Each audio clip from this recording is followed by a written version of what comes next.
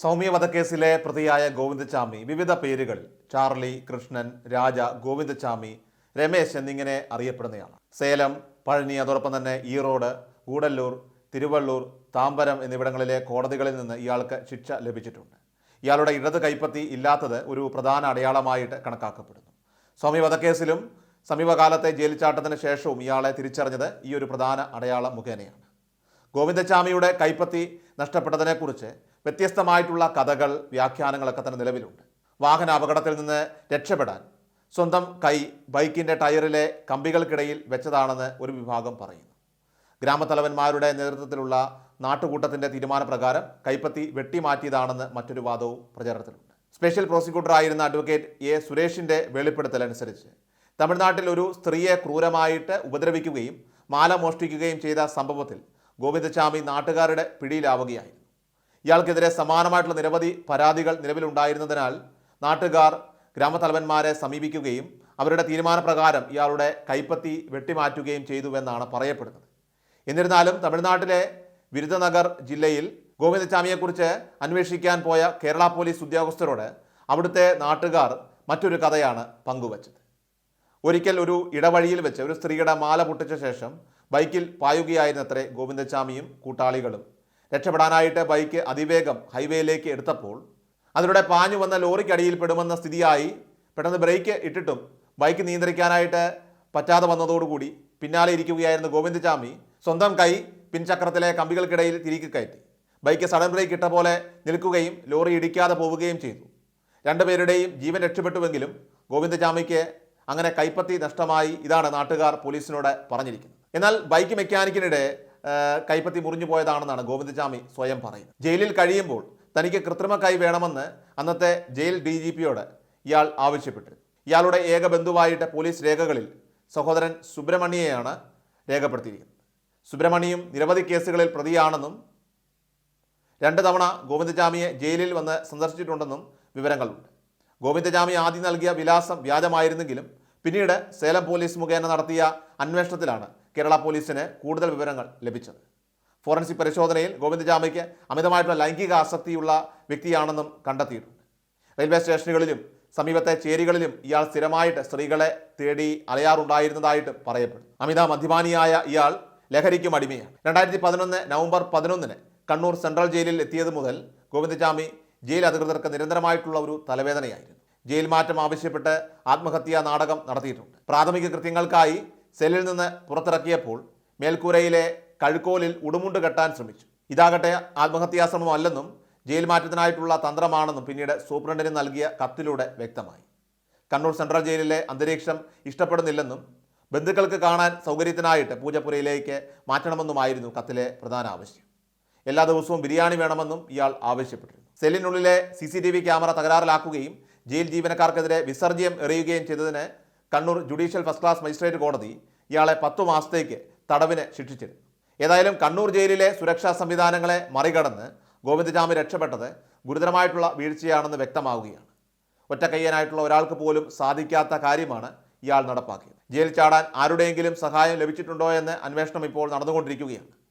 രാത്രിയിൽ 2 മണിക്കൂർ ഇടവിട്ട് തടവുകാരെ പരിശോധിക്കാറുണ്ടായിരുന്നിട്ടും എന്തുകൊണ്ട് ഗോവിന്ദച്ചാമി സെല്ലിൽ നിന്നും രക്ഷപ്പെട്ടത് ജയിൽ അധികൃതർ അറിഞ്ഞില്ല എന്നത് ഒരു പ്രധാന ചോദ്യമായി തന്നെ ഇപ്പോൾ മാറിയിരിക്കുകയാണ്. ഗോവിന്ദച്ചാമിക്ക് ഈ ഹാക്സോ ബ്ലേഡ് എങ്ങനെ ലഭിച്ചു? ജയിലിൻ്റെ 6 കമ്പികൾ എങ്ങനെ മുറിച്ചു മാറ്റി? ഒറ്റക്കയ്യനായിട്ടും 20 അടിയോളം ഉയരമുള്ള മതിൽ എങ്ങനെ ചാടിക്കടന്നു?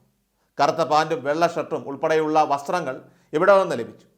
ജയിൽ ചട്ടം അനുസരിച്ച് തലമുടി വെട്ടണമെന്നും ഷേവ് ചെയ്യണമെന്നുമുള്ള നിയമങ്ങൾ നിലനിൽക്കെ താടി നീട്ടി വളർത്താൻ ആരാണ് അനുമതി നൽകിയത്? ഗോവിന്ദച്ചാമി ജയിൽ ചാടിയത് അറിഞ്ഞിട്ടും പോലീസിനെ അറിയിക്കാനായിട്ട് എന്തുകൊണ്ട് വൈകി? CCTV മോണിറ്ററിംഗ് ചുമതലയുള്ളയാൾ ജയിൽ ചാട്ടം നടന്ന ദിവസം ഒരു തടവുകാരനുമായിട്ട് ആശുപത്രിയിൽ പോയത് എന്തിന്? അപ്പോൾ ഇങ്ങനെയുള്ള നിരവധിയായിട്ടുള്ള ചോദ്യങ്ങൾ ഇപ്പോൾ ഉയരുകയാണ്. ഗോവിന്ദച്ചാമിയുടെ ജയിൽ ചാട്ടത്തിന് പിന്നിൽ ഗൂഢാലോചനയും പുറമേ നിന്നുള്ള സഹായവും സംശയിക്കപ്പെടുന്നുണ്ട്. കാരണം മാസങ്ങൾ നീണ്ട ആസൂത്രണത്തിനൊടുവിലാണ് താൻ ജയിൽ ചാടിയതെന്ന് ഗോവിന്ദച്ചാമി പോലീസിന് മൊഴി നൽകിയിരുന്നു. പൂജപ്പുര സെൻട്രൽ ജയിലിൽ തടവിൽ കഴിഞ്ഞിരുന്ന റിപ്പർ ജയാനന്ദനെയാണ് ഇയാൾ മാതൃകയാക്കിയത്. 8 മാസത്തെ ആസൂത്രണത്തിന് ശേഷം ജയിൽ ചാട്ടം സുഗമമാക്കാൻ ഇയാൾ തടി കുറയ്ക്കുകയും ചെയ്തിരുന്നു. രാത്രി സെല്ലിനുള്ളിൽ മൂടി പുതച്ച് ഉറങ്ങുന്നതായിട്ട് അഭിനയിക്കുകയും പകൽ സമയത്ത് ഇയാൾ കമ്പികൾ മുറിക്കുന്ന ജോലി ചെയ്യുകയുമായിരുന്നു. ജയിലിനകത്ത് നിർമ്മാണ പ്രവർത്തനങ്ങൾ നടന്നുകൊണ്ടിരുന്നതിനാൽ തന്ത്രത്തിൽ ഈ ഹാക്സോ ബ്ലേഡ് കൈക്കലാക്കുകയും അതുപയോഗിച്ച് താഴത്തെ നിരയിലുള്ള കമ്പി അറക്കുകയും ചെയ്തു. കഴിഞ്ഞ 1 മാസത്തോളമായി രാത്രി ഇയാൾ ഈ കമ്പികൾ മുറിച്ചുകൊണ്ടിരിക്കുകയായിരുന്നുവെന്ന് ജയിൽ അധികൃതർ പറയുന്നു. മെലിഞ്ഞ ശരീരം കമ്പികൾക്കിടയിലൂടെ നൂഴ്ന്നിറങ്ങാൻ ഇയാളെ സഹായിച്ചു. ജയിലിലെ ക്വാറന്റൈൻ ബ്ലോക്ക് വഴി കറങ്ങി ഇയാൾ ജയിൽ മതിലിനടുത്തെത്തി. തുടർന്ന് ഉണക്കാനിട്ടിരുന്ന തുണിത്തരങ്ങൾ കൂട്ടിക്കെട്ടി വടമുണ്ടാക്കി മതിൽ ചാടിക്കടന്നു. ഒരു കൈകൊണ്ട് തുണിയിൽ പിടിച്ചും വായ കൊണ്ട് കടിച്ചു പിടിച്ചും മുകളിലേക്ക് കയറിയാണ് 7.5 മീറ്റർ നീളമുള്ള മതിൽ ചാടിക്കടന്നതെന്ന് പോലീസ് പറയും. കുളിക്കാനുള്ള വെള്ളം ശേഖരിക്കുന്ന ടാങ്കിന് മുകളിൽ കയറിയാണ് ജയിൽ മതിലിന് മുകളിലെത്തിയത്. മതിലിന് മുകളിലെ ഇലക്ട്രിക് വേലിയുടെ കമ്പിയിൽ ഉടുപ്പ് കെട്ടിയ ശേഷം ഇയാൾ താഴേക്ക് ചാടുകയായിരുന്നു. വൈദ്യുതി വേലിക്ക് കേടുപാടുകൾ സംഭവിച്ചിരുന്നത് ഗോവിന്ദചാമിക്ക് അനുകൂലമായി. ജയിൽ യൂണിഫോമായ വെള്ള വസ്ത്രം മാറ്റി റിമാൻഡ് തടവുകാർ ഉപയോഗിക്കുന്ന വസ്ത്രം ധരിച്ചാണ് ഇയാൾ രക്ഷപ്പെട്ടത്. റിമാൻഡ് തടവുകാർക്ക് ജയിൽ യൂണിഫോം ഇല്ലാത്തതിനാൽ പുറത്തിറങ്ങിയപ്പോഴും അധികം ആളുകൾക്ക് ഇയാളെ തിരിച്ചറിയാനായില്ല. ഗോവിന്ദചാമിയുടെ സഹതടവുകാരനും ജയിൽ ചാടാനായിട്ട് തയ്യാറെടുത്തിരുന്നുവെന്നും എന്നാൽ കമ്പിക്കുള്ളിലൂടെ പുറത്തു കടക്കാൻ സാധിക്കാതെ വന്നതോടെ ശ്രമം ഉപേക്ഷിക്കുകയായിരുന്നുവെന്നും വിവരമുണ്ട്. സെൻട്രൽ ജയിലിലെ ആദ്യ 2 മതിലുകൾ ചാടിക്കടന്ന് 3ാമത്തെ കൂറ്റൻ മതിൽ കണ്ടപ്പോൾ തിരികെ കയറാനായിട്ട് ആലോചിച്ചിരുന്നതായിട്ട് ഗോവിന്ദചാമി മൊഴി നൽകിയിട്ടുണ്ട്. എന്നാൽ ജയിൽ ചാടിയാൽ 6 മാസത്തെ തടവ് ശിക്ഷ മാത്രമേ ലഭിക്കൂവെന്ന് സഹതടവുകാരൻ മുൻപ് പറഞ്ഞത് ഓർമ്മിച്ചപ്പോൾ പുറത്തേക്ക് ചാടാൻ തീരുമാനിക്കുകയായിരുന്നുവെന്നും ഗോവിന്ദചാമി പറയുന്നു. തമിഴ്നാട്ടിലേക്ക് കടന്ന് മോഷണം നടത്തി ജീവിക്കാനായിരുന്നു ആദ്യം പദ്ധതിയിട്ടത്. പരോൾ പോലും നൽകാത്തതിലുള്ള കടുത്ത അമർഷവും ഇയാൾക്കുണ്ടായിരുന്നു. ജയിൽ ചാടുന്നത് സഹതടവുകാരായ ശിഹാബ്, വിശ്വനാഥൻ, സാബു, തേനി സുരേഷ് എന്നിവർക്ക് അറിയാമായിരുന്നുവെന്നും ഇയാൾ മൊഴി നൽകിയിട്ടുണ്ട്. ആദ്യം ഗുരുവായൂർ പോയി രാത്രി തമിഴ്നാട്ടിലേക്ക് പോകാനായിരുന്നു ഗോവിന്ദചാമിയുടെ പദ്ധതി. തമിഴ്നാട്ടിൽ ഒളിവിൽ കഴിയുമ്പോൾ പോലീസിനെ കളിയാക്കി വീഡിയോ ചെയ്യാൻ വരെ ഇയാൾ ആലോചിച്ചിരുന്നുവെന്നും പോലീസിനോട് വെളിപ്പെടുത്തി. കണ്ണൂർ ജയിലിലെ സുരക്ഷാ സംവിധാനങ്ങളെ മറികടന്ന് രക്ഷപ്പെട്ട ഗോവിന്ദചാമി ഇനി ഇന്ത്യയിലെ അതിസുരക്ഷാ ജയിലുകളിൽ ഒന്നായിട്ടുള്ള വിയ്യൂരിലായിരിക്കും കഴിയുക. കേരളത്തിലെ കൊടും കുറ്റവാളികളെ പാർപ്പിക്കുന്ന വിയ്യൂരിലെ അതിസുരക്ഷാ ജയിലിലെ ഏകാന്ത സെല്ലിൽ ഗോവിന്ദചാമിയെ ഇനി അടച്ചിടും. ഭക്ഷണം കഴിക്കാൻ പോലും പുറത്തിറങ്ങാനായിട്ട് സാധിക്കില്ല.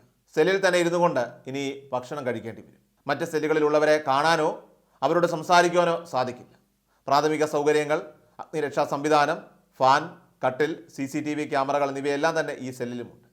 കോടതി നടപടികൾക്കായിട്ട് വീഡിയോ കോൺഫറൻസിംഗ് സംവിധാനം ഉള്ളതുകൊണ്ട് അതിനും ഇനി പുറത്തിറക്കേണ്ടി വരില്ല. റഫറൽ ആശുപത്രികളിലേക്ക് നേരിട്ട് കൊണ്ടുപോകാതെ ടെലിമെഡിസിൻ സംവിധാനവും ഇതിനകത്തുണ്ട്. 17 ജയിലുകൾ ഉൾപ്പെടുന്ന സെൻട്രൽ സോണിലെ ഏറ്റവും പ്രധാനപ്പെട്ട ജയിലാണ് വിയ്യൂർ സെൻട്രൽ ജയിൽ. 536 പേരെ പാർപ്പിക്കാൻ ശേഷിയുള്ള ഇവിടെ നിലവിൽ 125 കൊടും കുറ്റവാളികൾ മാത്രമാണുള്ളത്. 9 ഏക്കറിൽ 730 മീറ്റർ ചുറ്റളവുള്ള മതിൽ കെട്ടിടത്തിനകത്താണ് ജയിൽ സ്ഥിതി ചെയ്യുന്നത്. 6 മീറ്റർ ഉയരത്തിൽ 700 മീറ്റർ ചുറ്റളവിലാണ് വിയ്യൂരിൽ മതിൽ പണിതിരിക്കുന്നത്. അതുകൊണ്ട് തന്നെ ഇവിടെ നിന്ന് ജയിൽ ചാടുന്നത് അത്ര എളുപ്പമല്ല. മതിലിൽ നിന്ന് 50 മീറ്റർ അകലത്തിലാണ് ജയിൽ കെട്ടിടം. 15 മീറ്റർ ഉയരമുള്ള 4 വാച്ച് ടവറുകളുമുണ്ട്. ബൈനോക്കുലർ സംവിധാനം, ഹൈബീം സെർച്ച് ലൈറ്റ്, വാക്കി ടോക്കി സജ്ജീകരണങ്ങളോടെ ആയുധധാരികളായിട്ടുള്ള ഗാർഡുകളും അവിടെ ഉണ്ടാകും. 250-ൽ പരം CCTV ക്യാമറകളിൽ നിന്നുള്ള ദൃശ്യങ്ങൾ കൺട്രോൾ റൂമിൽ നിരീക്ഷിക്കും. കോടതി നടപടികൾക്കോ ആശുപത്രികളിലേക്കോ നേരിട്ട് കൊണ്ടുപോകാതിരിക്കാനുള്ള സംവിധാനങ്ങൾ ഏർപ്പെടുത്തിയിട്ടുള്ളതിനാൽ തന്നെ ഇനി മരണം വരെ പുറത്തിറങ്ങാനാവാതെ ഗോവിന്ദചാമി സെല്ലിനുള്ളിൽ തന്നെ കഴിയേണ്ടി വരും. ഗോവിന്ദചാമിയെ മണിക്കൂറുകൾക്കുള്ളിൽ പിടികൂടിയില്ലായിരുന്നുവെങ്കിൽ സൗമ്യ വധക്കേസ് പോലെ മറ്റൊരു കേസ് കൂടി ഉണ്ടാകുമായിരുന്നുവെന്ന് മുൻ ജയിൽ ഉദ്യോഗസ്ഥർ പോലും ഇപ്പോൾ അഭിപ്രായപ്പെടും. അമിത ലൈംഗിക ആസക്തിയുള്ള ക്രിമിനലാണ് ഗോവിന്ദചാമി. സ്കൂളുകളിലേക്കും കോളേജുകളിലേക്കും പെൺകുട്ടികളൊക്കെ തന്നെ പോകുന്ന സമയത്തായിരുന്നു ഗോവിന്ദചാമി റോഡിലൂടെ നടന്നുപോയത്.